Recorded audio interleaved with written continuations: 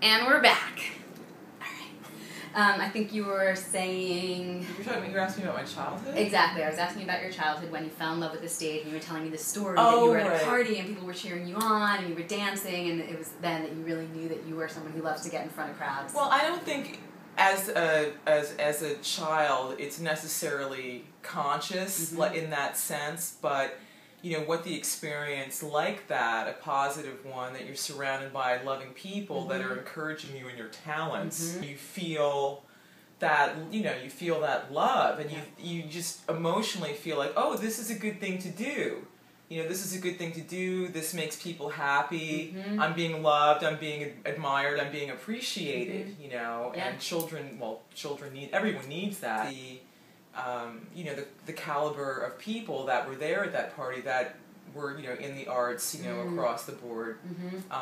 So it felt that was the supportive. Atmosphere. You know, that was the atmosphere. You know, having painters or having musicians over. As I said, my brother was also learning how to drum.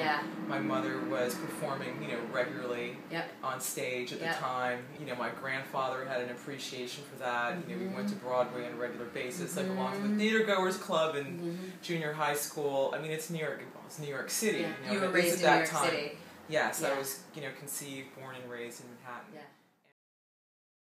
In the 70s, the city was really at a zenith, a cultural zenith, because rents were cheaper, artists and places of learning, you know, could be here. The people that were training people at the time, you know, had been born in the late 30s and the 40s, and they had gotten that solid training. You had a Judith Jamison dancing at Alvin Ailey.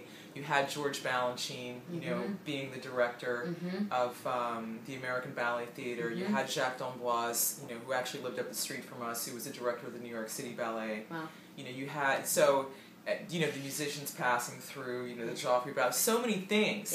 And then just the culture out on the streets, you know, the street fairs and the Bread and Puppet Theater. I mean, these are just some impressions, you know, from my childhood. But this is what I was surrounded by all the time. You know, this was my life's blood. You know, this was normal. You know, I remember I remember Laura Nero, who, you know, her father used to come and tune my mother's piano. So, you know, all these different, just people that you would just run into and see, you know, Edward Gorey, you know, attending the ballet.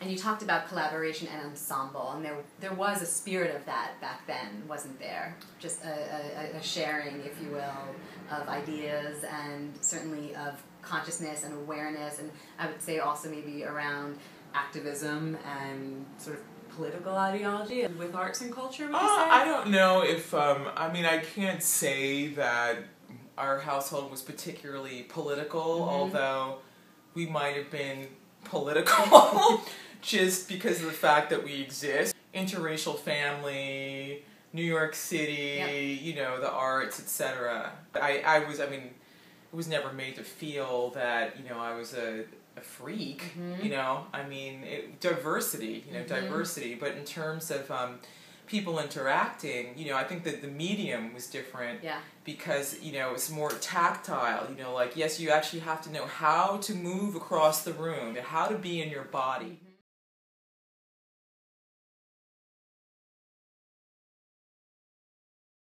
I mean, the digital, we're using it today, and it's wonderful as a communication tool, but what concerns me is that, you know, young people, unless they're into sports or something, are extremely disconnected, you know, from their bodies, and then from others' bodies, from the space they're inhabiting, from their overall environment.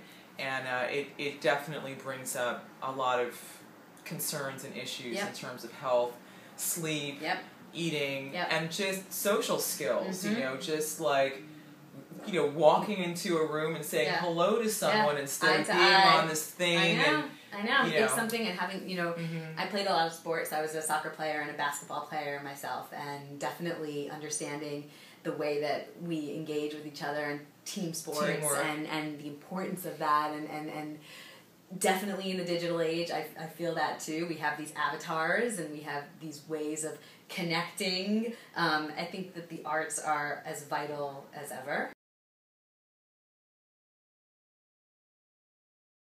because of our need to connect on a human basis. I think going to the theater now probably has more value than going to the movies because it's a in the flesh, experience, right?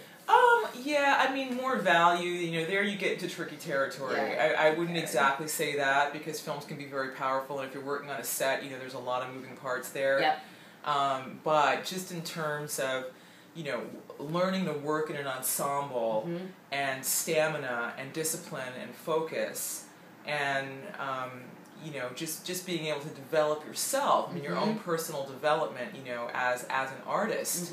It gives you this feeling of community and a sense of community and a sense of purpose. And then the audience, the audience is there to they soak up and drink up, because you have them, for an hour or two where they're, just willing to open their minds and open their ears and, more importantly, open their heart. So that's the magic of the theater. Definitely is a big influence, for sure, on me, because that's why I didn't grow up. I mean, I watched a little television, but it was like an hour, go outside and play. But definitely very strong impressions created in that. Whatever you see as a kid, kids are sponges. Yep. They're sponges. So you're exposed to things at 3, 4, 5, 6, 7.